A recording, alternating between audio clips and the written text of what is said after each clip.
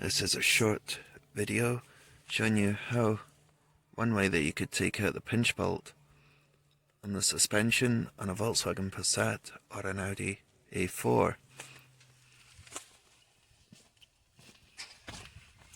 It's this one that's right in here.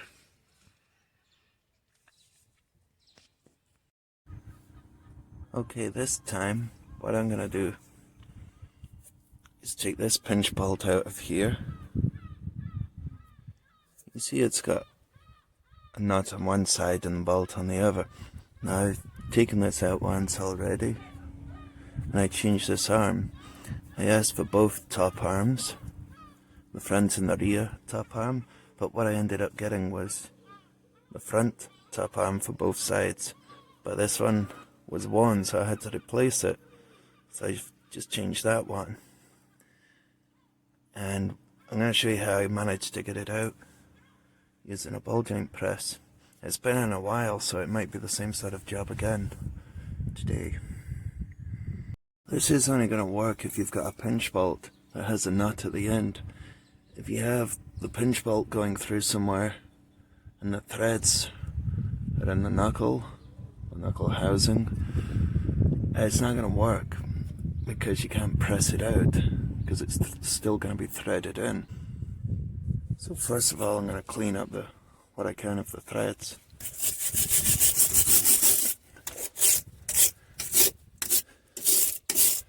I did get a new bolt last time in case I had to cut it off,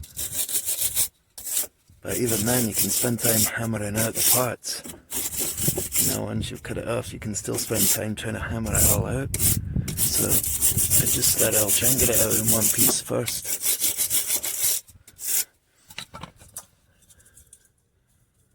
Spray some of this on here, hopefully it doesn't go on the brake disc. Let that soak in.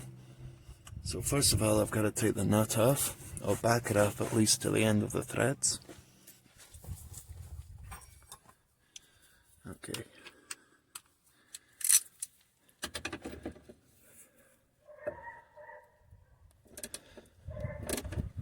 Yeah, it's not all turning, so I don't need to hold the head of the bolt over here. I don't need to hold that because it ain't turning.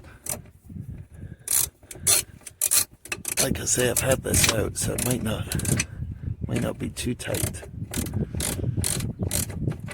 Yeah, try and get that about flush. Spray again. I could try and turn it. Obviously, that's a good place to start if this will turn on this side, and it is. So it kind of, yeah, it's still free from the last time. So it looks like I don't need to. Yeah, see how free it is? So I'm not going to really be able to show you anything with that because it's still free. But I'll go through the motion anyway and show you as if that was still seized. What would we do? Right, so that would have still been there. Now we'll go and get the ball joint press set up and push it through. Okay, what I'm going to do now is put a 16mm socket over there, so the bolt and thread is going to be able to slide down there. It's only a shallow one, but that's okay, it's still enough to get it moved. That was get it moved before when it was seized. But I'm going to set the socket into another socket because I can't get the way it is. I couldn't get this on, not like that. It's in the way, so I'm just trying to extend it, and this 27mm fits in there quite nice. And that just goes over there, and then I can tighten this up, and I've got the nut flush on this side if I wanted. I could even put on a 16, because that's 16. I could put on a 16 on there, but you see, by tightening that by hand, I've already pushed it in. Obviously I couldn't do that last time because it was seized, but that was the idea. By tightening it, I got it to go a little bit, and then I would just spray it. I didn't get it to free off, and I still couldn't turn it with a breaker bar and a socket. So what I did was moved it as far as it would go, spraying in everything each time in these slots where it pinches onto it, anywhere that I could spray it. And then just by using the same socket, I could tighten it down again to work it back through. So basically what I was doing was using the nut to pull it back. You know, I could tighten the nut, hit on that side, tighten it a bit more, hit it a bit with the hammer. Right, so I'm basically just working it back in two, tighten that down using the threads on the bolt, and then backing this off all the way when it was in. So you get it as far as you can. I should have got an extension for this. Now I don't want to hit the camera with the ratchet. Oh, I'm missing it, so I'm okay. Right, so I get it back. So I pulled it back and then moved the nut. Once it was back, I'd move the nut back to the end where it was. Like I say, you could do it like I just shown you onto there. If you wanted, you put the ball joint clamp on to a socket instead. I just press straight on there, I think. Just keeps it so it fits, because you only have a certain amount of width in that. And I just, each time I got as far as I could, I sprayed it, kept trying it to see when I could turn it, and eventually it freed off, and as you can see, it's still free now. Yeah, I managed to just change the one arm on its own, which I don't normally do.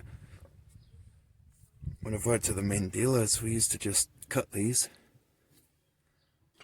and then get a punch, and they would batter the punch, holding it with vice grips, you know, onto the punch,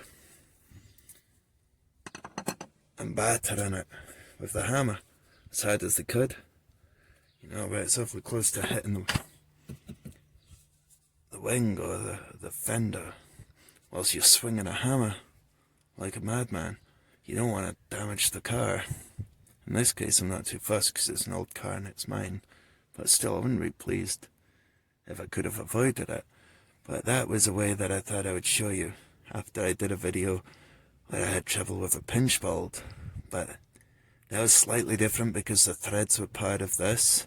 I didn't have a separate nut.